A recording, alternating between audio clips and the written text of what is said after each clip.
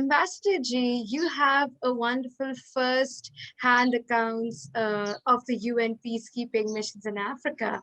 Could you please tell us a little about some of the most notable instances of the same?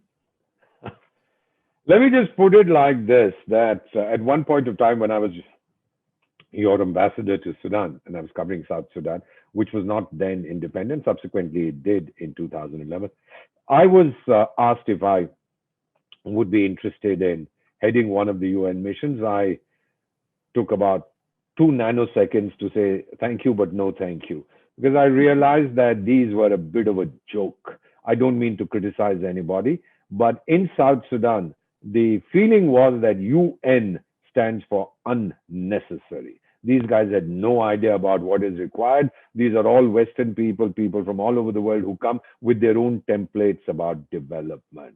When I go somewhere, I'm special advisor to 3 countries in Africa, 3 heads of government. When they ask me, what would you do in a situation like this? I said, in my country or in this other country that I've experienced of, this is what they did. However, you take a decision. You are the stakeholder. You are the boss. You are the leader. You are the decision maker. With the UN, it's different. They'll come and force their prescriptions down the throats of these fellows. They will live a life of relative luxury, even in the midst of grinding poverty. Let me tell you 2 incidents, ma'am, that shook me up. One, when I was in South Sudan, I used to go there very frequently. I still do.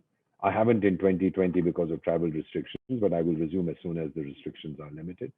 I was sitting down. I don't eat breakfast. And one fine day, I was sitting down to have lunch.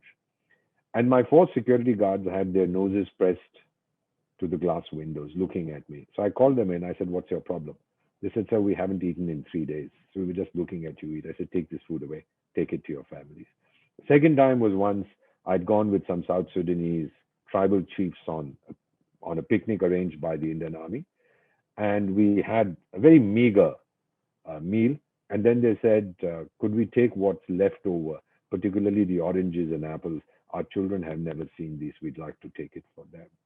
And at that moment, what could I say? I said, just take everything. Then I asked my military commander, I said, just send them several basket loads of this kind of stuff. No, man, I'm afraid today the credibility of the United Nations, it is at its lowest. No one has any need for it. And it reminds me of what we used to say at the height of the Cold War. When the superpowers, I'm talking of the United States and the Soviet Union, when they see eye to eye, the UN is pointless. When they don't see eye to eye, the UN is powerless. And at all other times, it is useless. That was the feeling that people had about the United Nations. Then it has to reinvent itself. There is no way that a country like India, the 3rd largest economy in the world, the 2nd largest population in the world, having contributed so many peacekeepers, so many sons of India have died for other countries in UN peacekeeping operations.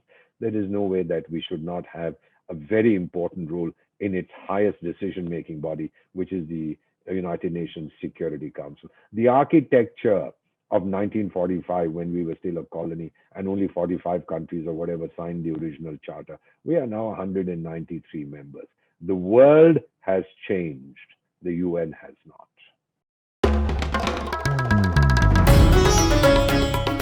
Namaste. We hope you enjoyed this Chitti Media content. Please remember to subscribe to us and switch on the notifications for this channel. For our other social media links, more content, and to support our work, please visit citti.net. Dhanyavad. Namaskar.